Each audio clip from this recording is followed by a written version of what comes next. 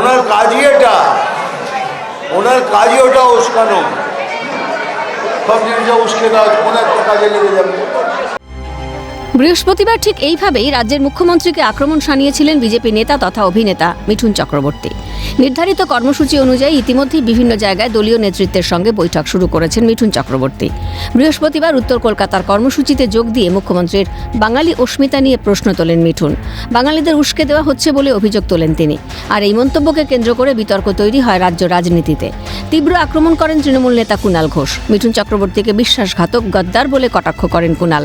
পাশাপাশি কুণালের প্রশ্ন, বিজেপির কাছে শিরদাঁড়া বন্ধক রেখেছেন। মিঠুন চক্রবর্তী একটা বিশ্বাসঘাতক গদ্দার, তিনি বিজেপির এখানে এসে সব সংলাপ দিয়েছেন।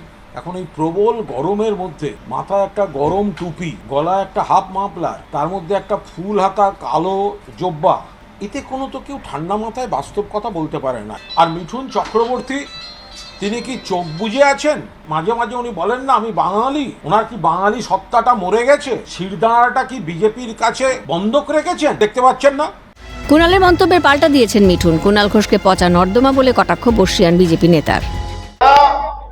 এটা একটা পচা নর্দমা, এই পচা নর্দমার সাথে আমার কম্পেয়ার করবেন। নির্বাচন যত সামনে আসছে, বাঙালি অস্মিতাকে হাতিয়ার করে ঝড় তুলছে তৃণমূল। বিজেপি বহিরাগত ইস্যুতে সরব।